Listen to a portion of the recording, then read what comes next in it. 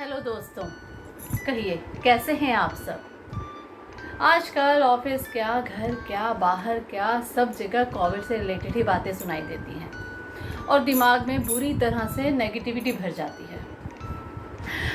अब आप सोच रहे होंगे ऑफिस, जी हाँ, मुझे हफ्ते में अल्टरनेट डेज में 2 दिन ऑफिस जाना होता है, लेकिन परेशान ना होइएगा, मैं कोविड से रिलेटेड सभी ज़रूरी प्रिकॉशंस लेती हूँ। ऐसे ही अभी थर्सडे को जैसे ही ऑफिस से बाहर निकली तो देखा मौसम बेहद सुहावना सा था। शायद कुछ बारिश की बूंदों ने भी धरा को महकाया था। मन खुश हो गया, जल्दी से कैब में बैठी और दोनों साइड के ग्लासेस को मैंने खोल दिया। मौसम का और ठंडी हवाओं का मजा लेने लगी। एकदम से आसमान की तरफ देखा तो बहुत से बादल अलग अलग शेप्स में खेलते हुए से लग रहे थे। ऐसा लग रहा था कि अभी उड़कर उन बादलों के पास पहुंच जाऊं। ये सोचकर मैंने थोड़ी देर में अपनी आंखें बंद कर ली और सच मानिए ऐसे लगा जैसे मैं बादलों के शहर में पहुंच गई हूं। चलिए वहां का हाल आप सभी से शेयर करती हूँ। इसका शीर्षक मैंने रखा है कुछ लम्हे बादलों के पास। तो सुनिए। खुली आंखों से बादलों के पास पहुंच गई, खुली आंखों से बादलों के पास पहुंच गई, जमीन से उड़कर बादलों की हो गई। पहुंच वहां नजरें जो उठी, एक अलग सी दुनिया वो दिखी। नीला आसमान कई रंगों से भरा था, उमड़ते घुमड़ते बादलों से घिरा था।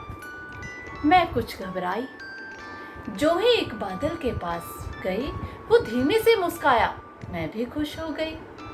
आसपास मेरे बहुत से बादलों का घेरा था, सफेद, नारंगी, बैंगनी और रंग उनका भूरा था। एक के बाद एक कई छोटे छोटे बादल पास आने लगे। मुझे देखकर वो भी खुशी से खिलखिलाने लगे। मैंने भी हरकत भरी नजरों से उन्हें निहारा, हाथों में लेकर उन्हें फूंक से उड़ाने लगी। अटखेलियां खेलते हुए बादल और सारा आसमान मानो लग रहा था एक खेल का मैदान। तभी दूर दूसरे बादल ने किया इशारा। मन ने उसके पास जाने का विचारा। मैं धीमे धीमे कदमों से उसके पास पहुंच गई, उसके जादू भरी मदमस्त रंगों में खो गई। उन बादलों में रंग बिरंगे छल्ले बने थे। एक इशारा पाकर मैं उन पे झूलने भी लगी। झूलते झूलते बादलों के पार भी जाने लगी और इसी एहसास में मैं गुनगुनाने लगी। तभी एकाएक स्पीड ब्रेकर के लगने से आंख मेरी खुल गई। मेरा स्टॉपेज अब बहुत पास था, लेकिन मन मेरा बिल्कुल ना उदास था। कुछ ही क्षणों के सतरंगी ताने बाने मैंने अपने मन के संग बुन डाले। कैसा सुंदर और अद्भुत नज़ारा था मेरे सजीले नैनों ने जिन्हें अपनी कल्पना में उतारा था। तो दोस्तों, ये तो थी कल्पना की बात।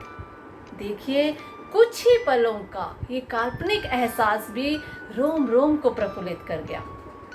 इसमें कोई दो राय नहीं है कि प्रकृति हमसे कितना प्यार करती है और वास्तव में हम सभी प्रकृति से प्यार करते हैं, बस इस बात से हम थोड़ा अवेयर नहीं हैं। और वास्तव में अगर हमारे साधारण जीवन में भी देखा जाए तो प्रेम किसी व्यक्ति से नहीं बल्कि उसके व्यक्तित्व से होता है। व्यक्ति से किया हुआ प्रेम समय के साथ साथ धूमिल हो सकता है, लेकिन व्यक्तित्व से किया हुआ प्रेम सेम फ्रीक्वेंसी के साथ रहता है और वही प्रेम शाश्वत प्रेम कहलाता है। हमारा और प्रकृति का प्रेम भी इसी तरह का प्रेम है। तभी तो जैसे ही हम इसके नज़दीक जाते हैं, हमारे मन में एक आत्मिक सुख की अनुभूति होती है। तो कहने का तात्पर्य यह है दोस्तों कि हम स्वयं को प्रकृति के साथ जोड़कर रखें तो हमारे जीवन की 75% समस्याएं, तनाव, चिंता, दुख खुद ब खुद मिट जाएगा। इसलिए प्रकृति के साथ ज़्यादा से ज़्यादा समय बिताएं, प्रकृति के साथ बात करें, उसकी सुने और अपनी भी सुनाएं। ठीक है, मैं मानिका आपसे फिर मिलूंगी। तब तक आप अपना व अपनों का ख्याल रखिएगा। धन्यवाद।